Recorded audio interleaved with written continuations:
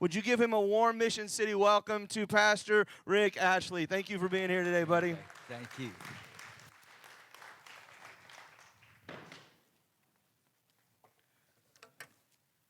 Well, hello, Mission City. It is awesome to be here. I've been here a couple times before. I think I've preached here once before. And so let me just say again, if you weren't here at that first time, I'm not speaking in tongues. This is called a Texas accent. And it's the only one I've got. So if you can't understand what I'm saying, then find someone with the gift of interpretation and let them help you. But it is a delight to be here. We love Mission City Church. We love the Dilbecks. And Sean, I'm so impressed with your giftedness, man. I mean, you're a five-talent man. You can preach. You can lead worship. You can pick an amazing person to marry. You got it going, buddy. So let's give your pastor a hand. He deserves it, man. You are blessed to have Pastor Sean. Okay, so I love this idea of this series you're in right now, Talking Baseball. And what I want to do today is talk to you about bad hops. Because if you've played some baseball, and I played a lot of baseball as a kid, and I was typically a second or a third baseman, I know a lot about bad hops. Every time I missed the ball, I told my coach, it took a bad hop, you know. So I'm going to get into it in a strange way. Have you ever been on a sinking boat? So I have two irrational fears: snakes and boats. And I admit they're irrational. I hate snakes. Now, it's not completely true. I hate three kinds of snakes, okay? I hate big snakes, I hate little snakes, and I hate sticks that look like snakes, okay? And I am irrationally afraid of being on boats. But let me tell you, there's a story behind it. So I'm about 7 or 8 years old. It's around Thanksgiving. My dad takes me and my brother fishing to a little lake in East Texas, and we get on this little wooden boat out in the middle of the lake, and it sinks. It takes on water, and it sinks. And for 30 minutes, I am holding onto a stump in a frigid lake in the middle of East Texas, hoping somebody will come and rescue us. I almost developed hypothermia, and you imagine, it kind of freaked me out. And so I've been on boats since then, but you got to understand, it takes more courage for me than it might for you to get on a boat, because that memory is still so strong in my consciousness. So, what kind of courage does it take to go through something like that and then go through something like that again and get on a boat? One of the most amazing verses to me in the Bible is in 2 Corinthians 11:25. This is what Paul says. He says, 3 times I was shipwrecked. Are you kidding me? You were shipwrecked once and you got on a boat, and you were shipwrecked again and you got on a boat again? He says, 3 times I spent a night and day in the open sea. What I want to talk to you some about today when we get life full of bad hops is what it takes to have the courage to get back out on the field knowing you can't control when the next bad hop might happen. So I'm going to be in Acts 27:8, if you have your Bible. And here's the context. The Apostle Paul had a great desire to get to Rome. Rome was the New York City of the world. It was where everything happened. It was the culture-shaping center of the world. And he wanted to take the gospel to Rome. And he got a word from the Lord that he was going to get to Rome. And then he gets thrown in jail. I won't stay here long because God said I'm going to get to Rome. Well, he stayed, and he stayed, and he stayed, and he stayed. He was in a jail in Caesarea for over 2 years. And finally, Paul realizes, if I'm ever going to get to Rome, it's going to be as a prisoner. So he appeals to Caesar, and he is sent then to Rome for trial. Now, we know it was in the fall because earlier in the chapter, Luke mentions the Day of Atonement. So that would be in the fall. And here's what you got to know about back then. And those little ships that they sailed on, you didn't sail in the Mediterranean Sea in the winter. It was just too dangerous. So they're already starting a little late, and they're going to try to get to Rome. It's going to need to have really good weather. Well, they don't get good weather. They get very difficult winds, and they're not making headway. They're not making the kind of time they need to make to get to Rome before it's too dangerous. And so, before we even get started, here's a question. If God wanted Paul in Rome, why didn't he make it easy for him to get there? Why does God allow bad hops? Paul wasn't outside the will of God. He was inside the will of God. He's trying to get where God wants him to go. Why doesn't God make it easy for us to live the kind of life he tells us he wants us to live? And so they pull into this island called Crete. And Paul says, okay, guys, we need to spend the winter here. We lost some time. It's not looking good. We just spend the winter here. We will get to Rome next spring. Well, a bunch of experienced sailors are not going to listen to a preacher tell them how to do their job. And besides that, the weather got nicer. They decide to go for it. They load up the ship, they take off, and they hit what Dr. Luke calls a hurricane. I mean, it's not a storm. This is big time. I mean, the sailors know to survive, they tie the hull together. They throw cargo overboard. They let go of the life. They do everything they can. Forget selling this boat. They're not trying to sell the boat. They're just trying to keep from dying. That's all they're trying to do. And so, I want you to notice now, in Acts 27, starting in verse 20, what happens. It says, when neither sun nor stars appeared for many days, and the storm continued raging, we finally gave up all hope of being saved. And after they had gone a long time without food, Paul stood up before them and said, men, you should have taken my advice not to sail from Crete. Okay, he couldn't help it. He just had to do, I told you so, okay? He just had to drop that in there. You should have listened to me. And then you would have spared yourself this damage and loss. But now I urge you to keep up your courage, because not one of you will be lost. Only the ship will be destroyed. Last night, an angel of the God to whom I belong and whom I serve stood beside me and said, do not be afraid, Paul. You must stand trial before Caesar. And God has graciously given you the lives of all who sail with you. So keep up your courage, men. For I have faith in God that it will happen just as he told me. Nevertheless, we must run aground on some island.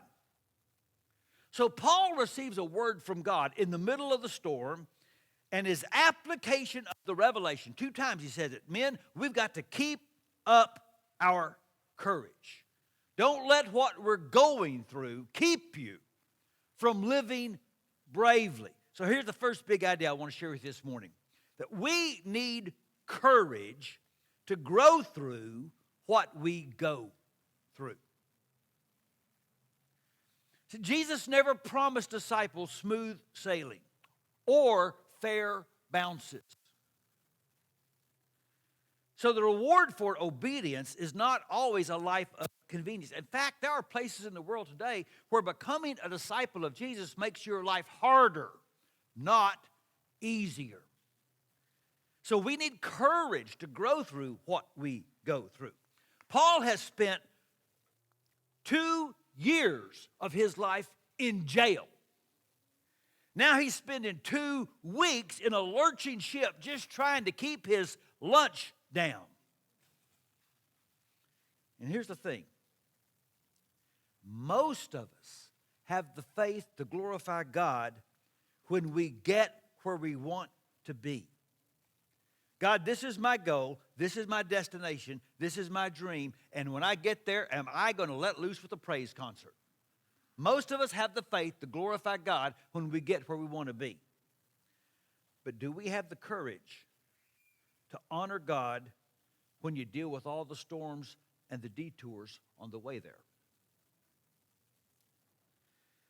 Paul later in prison writes to the Philippians, he says this, chapter 1, verse 20, I expect and hope I will not fail Christ in anything, but that I'll have the courage, now as always, to show the greatness of Christ in my life here on earth, whether I live or die.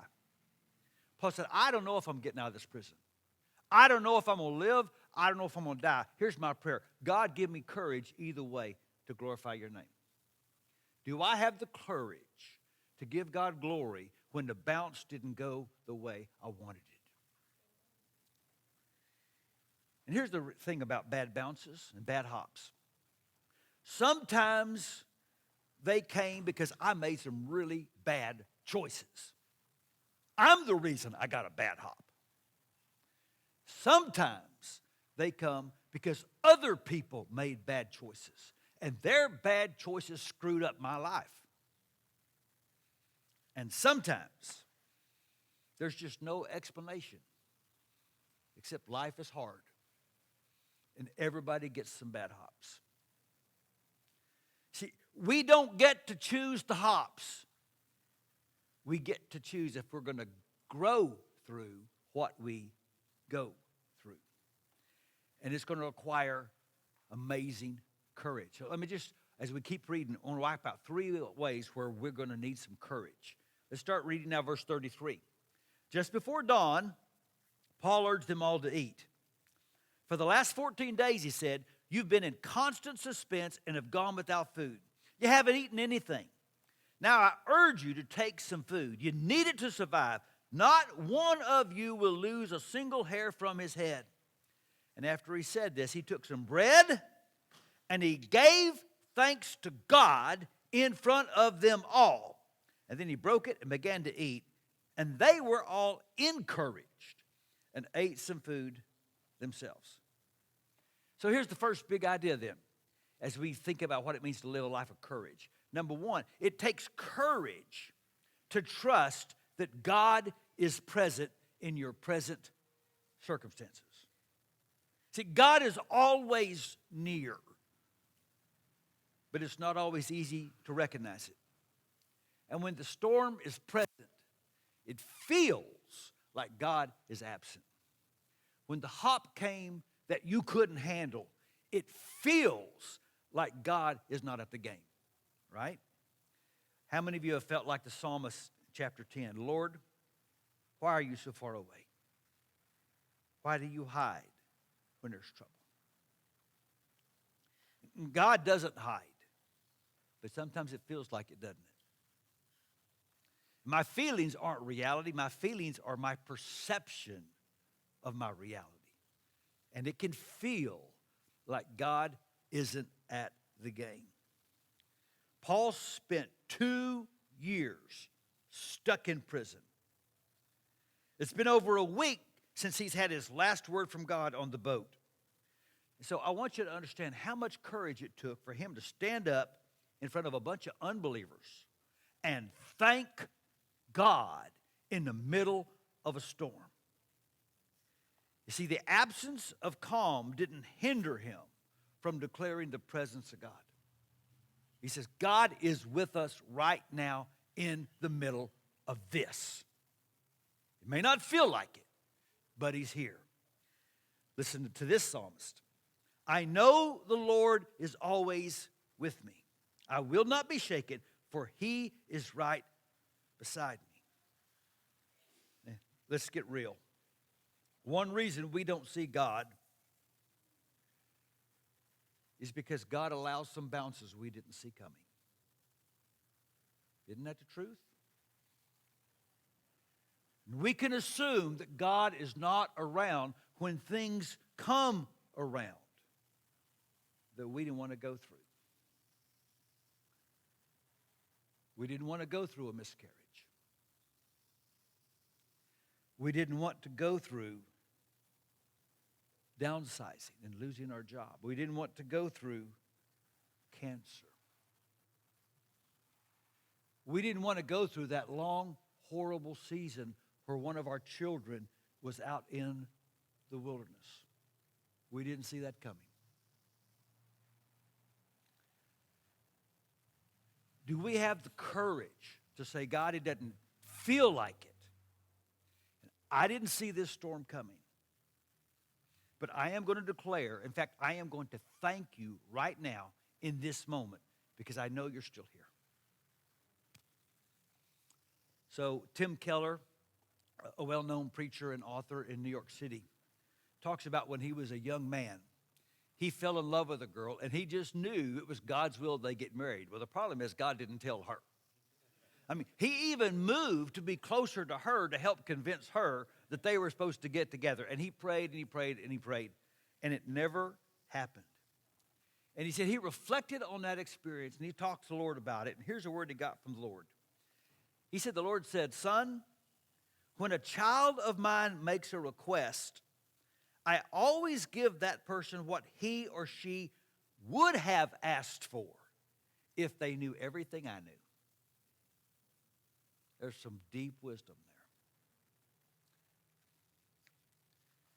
See, what that crew needed, but never would have asked for, was a shipwreck. Because that's what saved their lives. And that's what they got.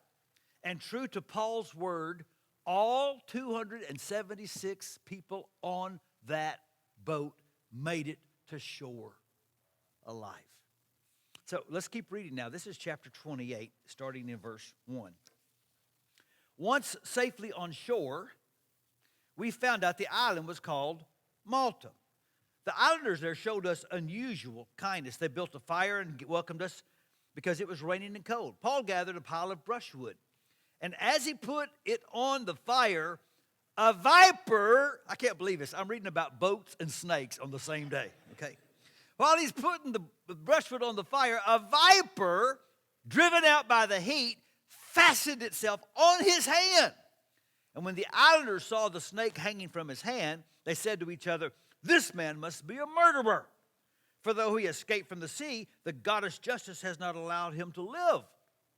But Paul shook the snake off into the fire and suffered no ill effects. And the people expect him to swell up or suddenly fall dead. But after waiting a long time, seeing nothing unusual happen, they changed their minds and said he was a god.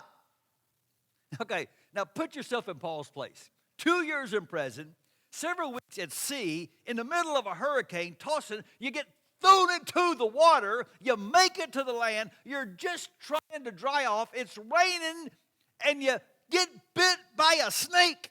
I'm thinking I would look up to heaven and say, seriously, okay? But it caused Paul to face maybe an even more difficult storm, and here's the second big idea. It takes courage to find your identity in what God says instead of what others say. It takes courage. Do you notice how quick people are to assign reasons on why you got a bad bounce? People are very quick to give their explanation of why you've had a storm.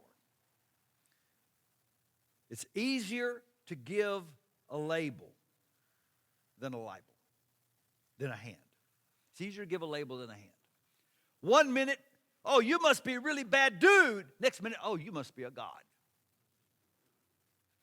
So there's Paul, and this snake is evidently, literally, the fangs are in his hand, hanging from his hand. And the people are saying, he must be a really bad dude.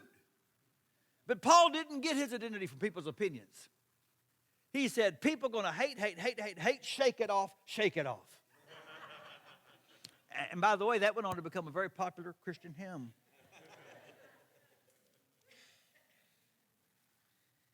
You see, what people say about you is so fickle. What God says is so faithful. But it takes courage to let God decide who you are, especially when you've had some bad hops. I'm sure this isn't a problem in Southern California, but where I live, it's really, really hard to be a single follower of Jesus and stay sexually pure. Because the culture is constantly telling you you can't flourish as a human being if you're not sexually active. And God says your highest joy is going to be your intimacy with me. And it takes tremendous courage to say, I'm going to listen to the voice of God and not to the voice of the culture. in the part of the world where I live, there is immense pressure to find your identity and your self-worth in your net worth. And the culture will tell you how important you are by how much you own or what you drive. And it takes tremendous courage to say, God has said, I'm his beloved.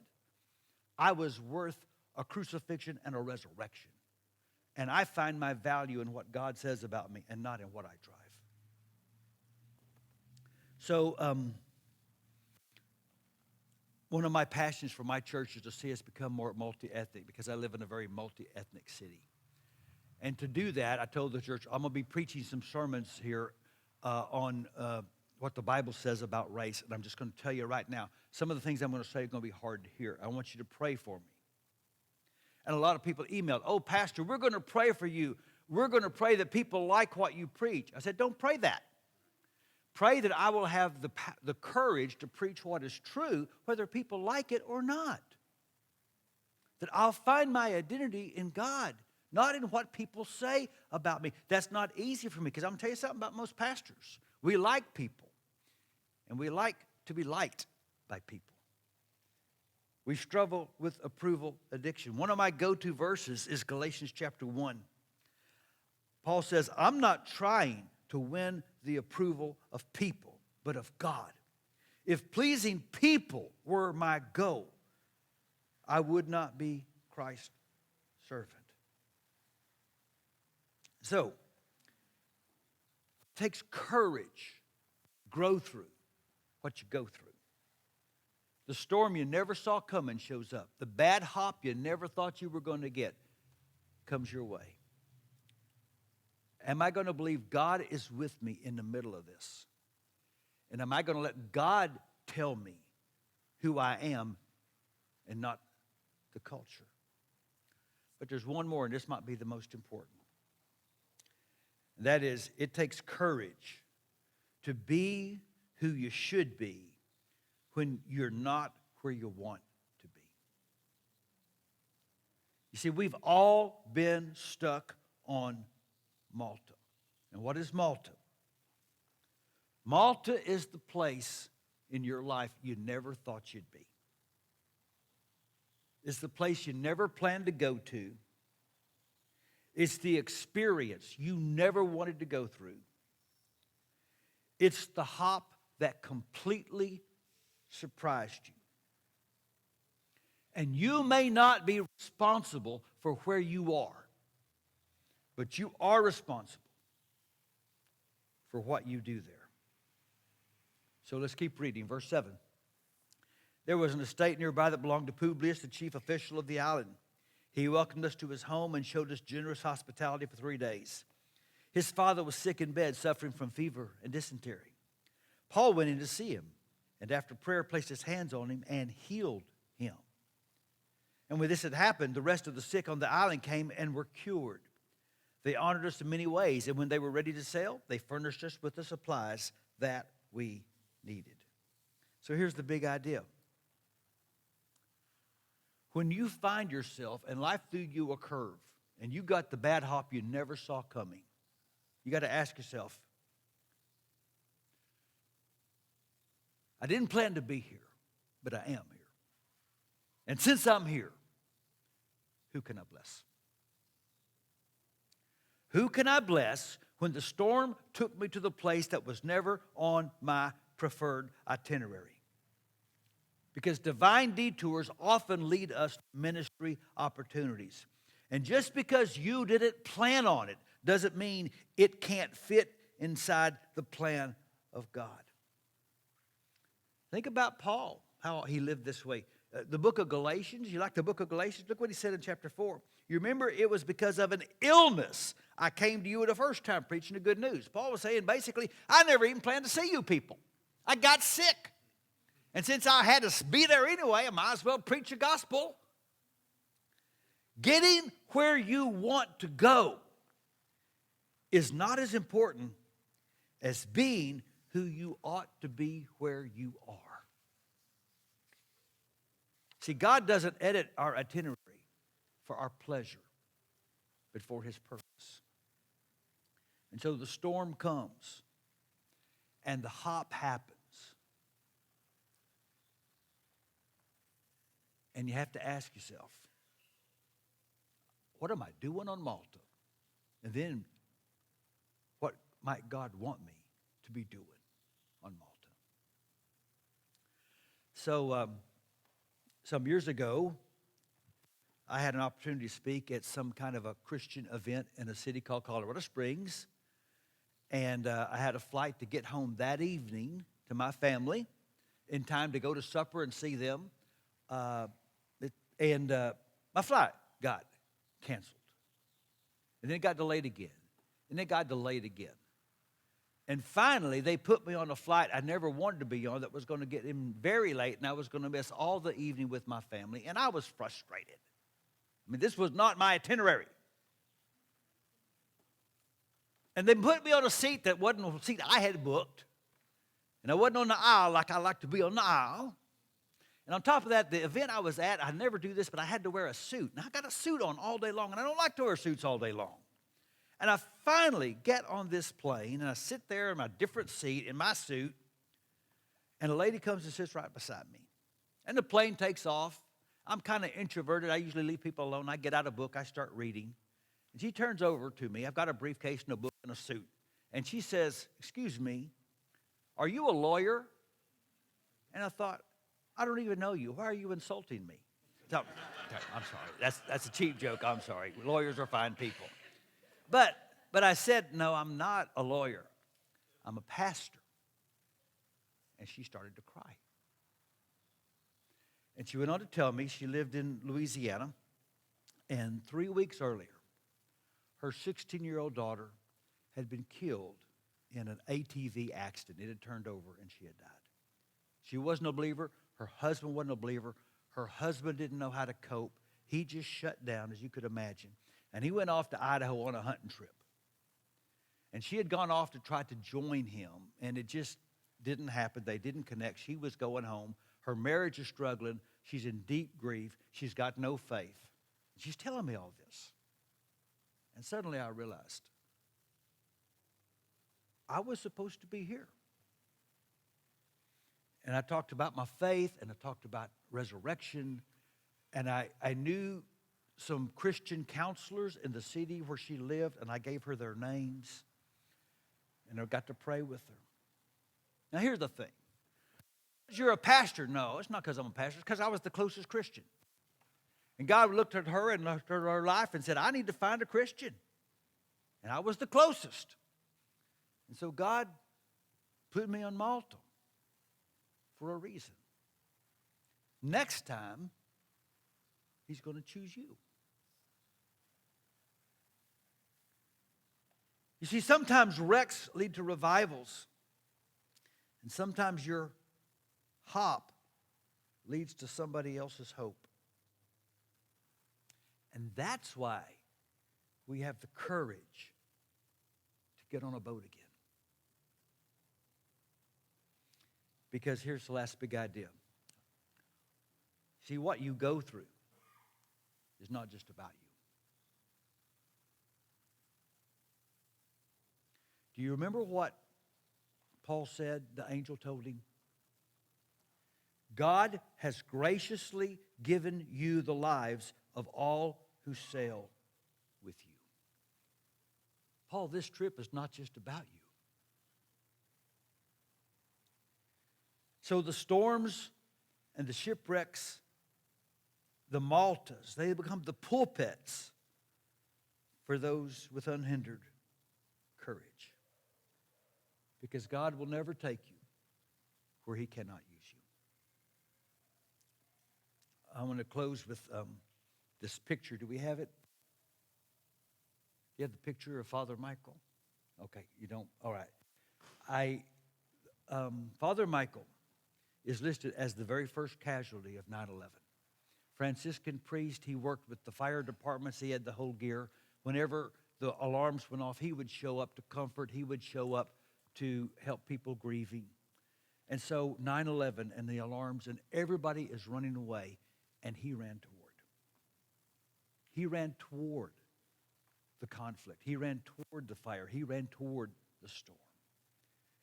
And they found this prayer I love on his body. He had written a couple of years earlier. Lord, take me where you want me to go.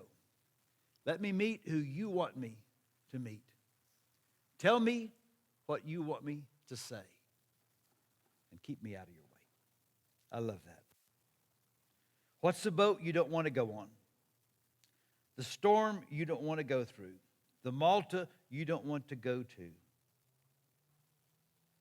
What's the bad hop God's been asking you to handle? Well, let's close by asking God to give us the courage to say yes to his itinerary. So, Father, thank you for this privilege of being with these good people today. I know we're all at different places in life, and we all have different reasons and different ways we can take this teaching and use it. But I'm praying especially for those who've been hurt lately by a storm they didn't see coming and by a hop they never expected. Would you give them, God, the courage to believe in your presence, to believe in what you say about them, and to believe even in this you can use them, that your purposes can be fulfilled, that where they are could be somebody else's blessing. I pray this in Jesus' name.